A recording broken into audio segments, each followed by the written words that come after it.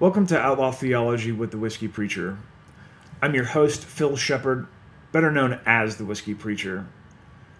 In this very sobering and thoughtful episode of Outlaw Theology, which I've entitled When Terror Becomes Personal, I want to talk about the events that have unfolded the last handful of days, specifically in Boston. Not that I'm trying to jump on a bandwagon, and not that I have been Johnny-come-lately and talking about this, but because this event became very personal for my family and I.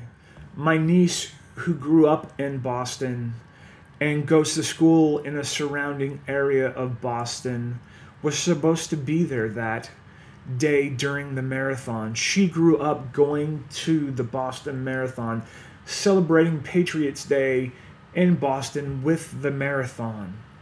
She had friends of hers that were running in the race who became casualties of the bomb.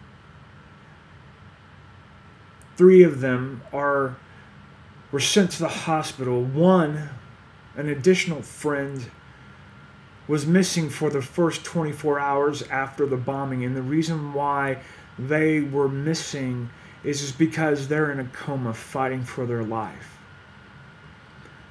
My niece was supposed to go with her friend to cheer on their other friends in the marathon.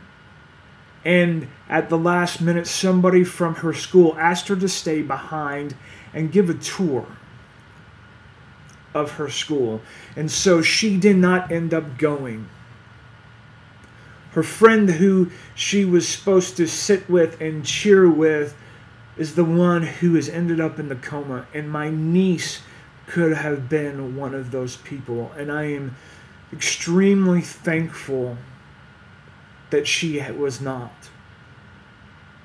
But that does not take away the pain and horror that the families of the victims of this horrific event diminishes.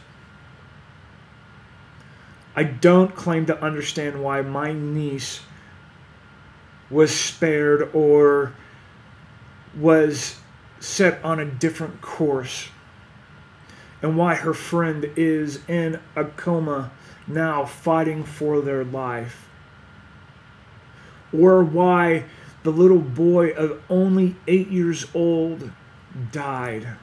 I don't claim to have those answers, and I think it would be very irresponsible of me saying that I do.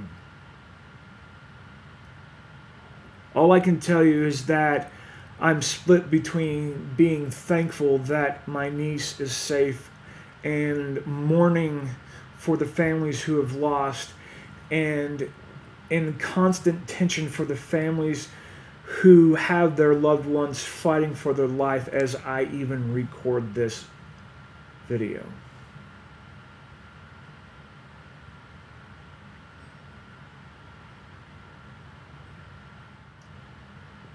I'm not a pacifist.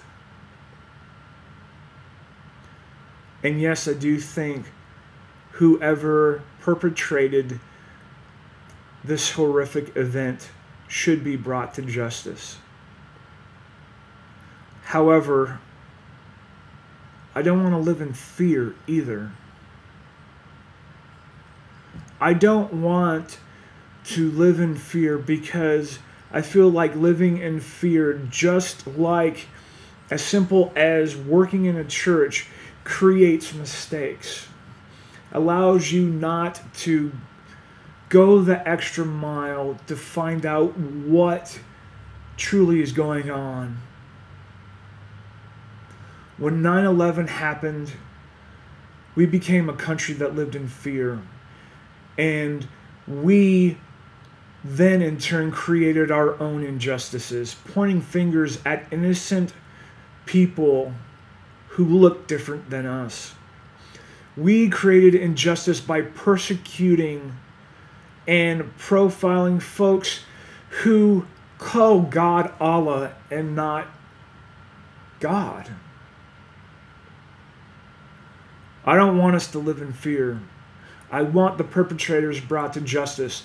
But I am urging you as a leader within the larger faith communities of the United States that we do not fall into the trap of pointing fingers and creating further injustices because we are living in fear. Instead, we should unite with ones who don't look like us, with those who don't call God by the same name we do, and come together and pray and help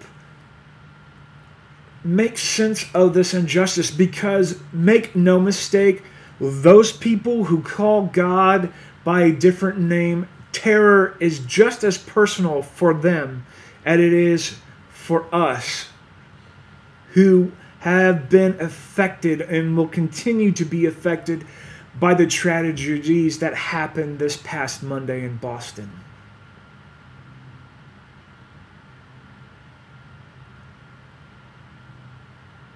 Let us not live in fear, because I think that would be the easy road to go down.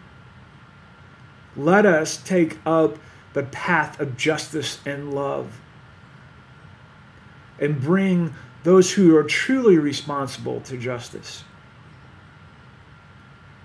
Let us surround ourselves with those who don't call God by the same name we do. Let love rule. And don't let fear rule us. As always, please feel free to leave comments in the section below. You can have this conversation on Twitter. It's the # Whiskey Preacher. You can also throw up # Pray for Boston within this conversation. Also feel free to go to my Facebook page, which is Whiskey Preacher. Don't forget to like it and have that conversation there. As long as you're having this conversation, which I think leads into the conversation I had last week of asking the question, what is next? Because this is as relevant for this conversation as it is for the church, by asking what is next. Because we need to be asking what is next. Not only in our churches, but also as faith communities who have been affected by this tragedy. Thanks again for popping by Outlaw Theology with the Whiskey Preacher. I look forward to the dialogue that this will hopefully create.